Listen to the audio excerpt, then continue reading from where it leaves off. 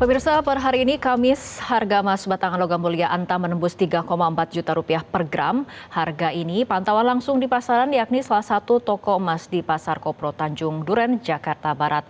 Informasi selengkapnya disampaikan jurnalis Metro TV Yona Hukmana dan juru kamera Muhammad Firmansyah dari Pasar Kopro, Jakarta Barat. Ya pemirsa, hari ini Kamis 29 Januari 2026 harga emas Antam atau batangan logam mulia kembali melambung tinggi. Berdasarkan data dari PT Antam Tbk, harga per kemarin 28 Januari itu belum berubah hari ini dan kemarin itu harganya di angka Rp3.003.000 atau mengalami kenaikan Rp87.000.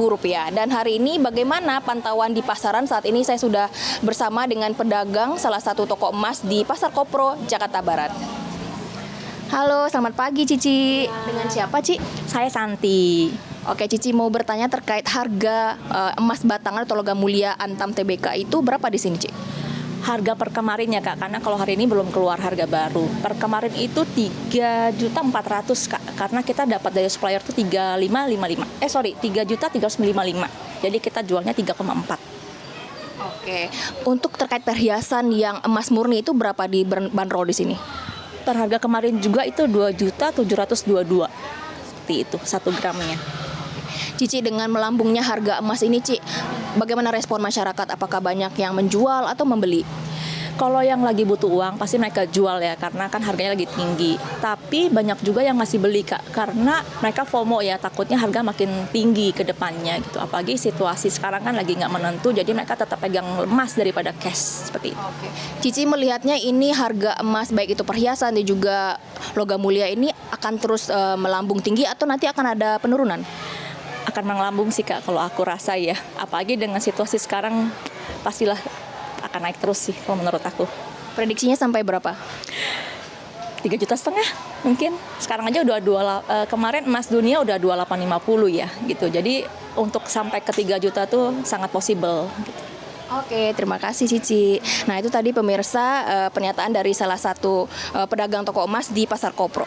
Dan kita akan mewawancarai salah seorang pembeli. Di sini ada Mbak siapa, Mbak? Mbak Diva, Kak. Oke, Mbak Tifa di sini keperluannya untuk menjual atau membeli emas ya? Untuk sekarang saya main beli emas, Kak. Untuk cincin.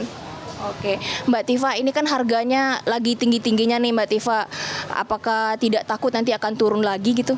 Enggak akan sih, Kak. Soalnya kan emang dari tahun 2025 ya, itu kan naik terus ya sampai sekarang. Jadi saya investasi jangka panjang, Kak. Oke, jadi memang setiap tahun membeli emas ini karena untuk investasi ya? Ya, kalau lagi butuh kepepet saya jual sih, Kak. Berarti memang Mbaknya memutuskan membeli emas meskipun harga emas melonjak ya? Iya. Iya, Kak. Benar sekali, saya tetap membeli emas walaupun harga lagi melonjak naik. Terima kasih Mbak Tifa atas waktunya. Nah, itu tadi pemirsa respon dari masyarakat. Meskipun harga emas ini melambung tinggi, masyarakat tetap berupaya untuk membeli sebagai investasi jangka panjang. Dari Pasar Kopro, Tanjung Duren, Jakarta Barat, Muhammad Firmansyah, Yona Hukmana, Metro TV.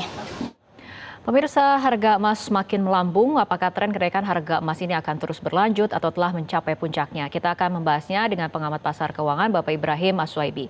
Selamat sore Pak Ibrahim. Selamat sore, Fitri. Baik, Pak Ibrahim, harga emas melonjak tajam. Apa sebetulnya pemicu paling kuat di balik lonjakan setajam ini? Lonjakan harga logam mulia maupun emas dunia ini disebabkan oleh tensi geopolitik. Ya, sebelumnya masalah Greenland, kemudian Rusia dan Ukraina, kemudian sekarang beralih adalah ke Timur Tengah. Ya, kenapa di Timur Tengah? Karena kapal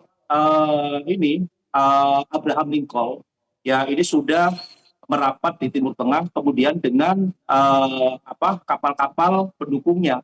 Ini mengindikasikan bahwa perang terbuka ya di Timur Tengah antara Amerika, kemudian Iran dan Israel kemungkinan besar akan terjadi. Kemudian yang kedua adalah Amerika melakukan blokade minyak terhadap Kuba. Nah, ini pun juga membuat ketegangan tersendiri di Amerika Latin, karena kita lihat bahwa Kuba itu adalah salah satu negara sosialis yang anti Amerika sudah cukup lama. Kemudian ada Kolombia juga. Nah, dari geopolitik inilah sebenarnya yang membuat harga emas dunia tadi malam itu menyentuh level 5.598 dolar per troy ounce, hampir mendekati 5.600.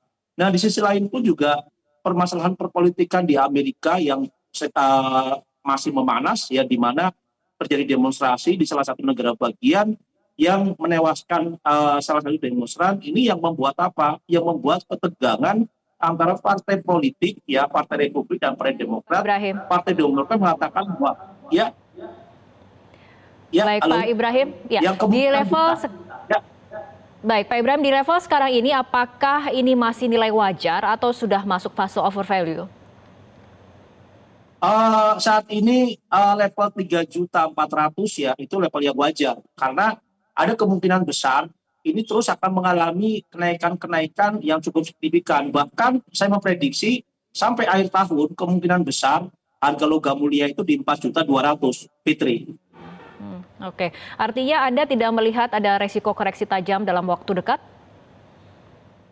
Ya, kalau koreksi pasti ada, tetapi koreksi kemungkinan besar tidak terlalu tajam karena banyak faktor yang mendukung, baik faktor geopolitik, kemudian perang dagang, perpolitikan Amerika, kebijakan bank sentral global, kemudian supply dan demand untuk logam mulia. Ini faktor-faktor inilah yang kemungkinan besar pada saat harga emas dunia terkoreksi, ini akan tertahan.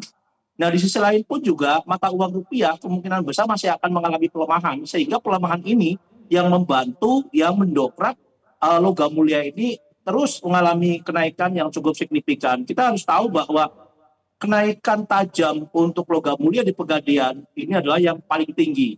Kenapa? Karena penguatan harga emas dunia, ya, ini cukup tajam sampai hampir $100 lebih, ya, kenaikannya, sehingga berdampak positif terhadap kenaikan harga logam mulia. Itu, Fitri. Oke, baik Pak Ibrahim, artinya bagi masyarakat sendiri ini merupakan momen jual atau tahan atau justru beresiko jika ikut membeli sekarang? Ya, jadi bagi masyarakat yang memang sudah memiliki logam mulia ataupun emas perhiasan, kemudian sudah cukup lama ya memiliki ada keuntungan, ya itu kesempatan bagi mereka untuk menjual. Karena tujuan daripada membeli logam mulia maupun emas perhiasan tujuan adalah investasi. Pada saat mendapatkan keuntungan, ya bisa jual untuk keperluan yang lainnya. Tetapi bagi masyarakat yang masih mau menunggu bahwa harga logam mulia maupun emas perhiasan ini masih akan naik sampai tahun 2028, tahan. Bagi masyarakat yang belum memiliki logam mulia, walaupun harganya sudah relatif lebih tinggi, tapi ini kesempatan terbaik ya bagi masyarakat. Karena apa? Dalam tahun 2026, ya ini masih akan terus lonjakan-lonjakannya sampai 4.200.000. Nah, terus bagaimana? Saya tidak punya uang nih. Tidak punya uang untuk membeli logam mulia dengan harga yang relatif mahal, di 3.400.000. Bisa melalui emas digital, melalui bullion bank. Ya, dengan menabung, ya mungkin 100.000, 500.000, 1 juta, ya setiap bulan. Kemudian akan terkumpul, dan itu pun juga sama seperti kita membeli emas fisik, walaupun ya kalau di emas digital tidak memegang fisiknya, tapi di sana adalah 1:1. Artinya apa? Kapanpun ya masyarakat pada saat melakukan pembelian terhadap logam mulia di bullion bank, kalau meminta untuk fisiknya pasti akan dikasih. Nah, itu Fitri dari saya. Oke, baik. Pak Ibrahim, seberapa lama sebetulnya tren kenaikan harga emas ini akan bertahan? Ya, seberapa lama harga logam mulia ini akan bertahan ya sampai Trump ini mundur? Kemungkinan besar tahun 2028. Kenapa saya katakan bahwa Trump ini bergejolak? Karena dari mulai periode pertama Trump menduduki sebagai presiden, yang didengung-dengungkan itu adalah perang dagang. Kenapa perang dagang? Karena Amerika selama ini neraca perdagangannya terlalu defisit. Nah, keinginan Amerika adalah neraca perdagangannya tidak terlalu defisit sehingga dilakukanlah perang dagang. Nah, dari perang dagang itulah Amerika akan mendapatkan keuntungan pemasukan dari perang dagang itu sebesar 2 triliun US dollar. Artinya apa? Bahwa saat ini apa yang diterapkan oleh Trump sudah cukup bagus sebenarnya, tetapi karena banyak bumbu-bumbu politik, ya bumbu-bumbu perpolitikan di Amerika, geopolitik, ini yang membuat akhirnya apa? Dimanfaatkan oleh para investor, oleh para spekulan untuk kembali melakukan pembelian secara long term, pan-pan besar long term sampai tahun 2028. Kita tidak tahu di tahun 2028 seperti apa harga logam mulia, tetapi kita melihat di tahun 2026 ini dengan angka 4.200.000 itu sudah level yang paling bagus. Artinya apa? Bukan masyarakat saja, saya sendiri pun juga ikut melakukan investasi karena ini adalah kesempatan terbaik bagi kita semua. Ya, kapan lagi kita bisa memiliki logam mulia kemudian harganya dari hari ke hari mengalami kenaikan. Itu Betri. Baik, terima kasih Pak Ibrahim Aswaidi telah berbincang bersama kami sore hari ini. Jelajahi cara baru mendapatkan informasi. Download Metro TV Extend sekarang.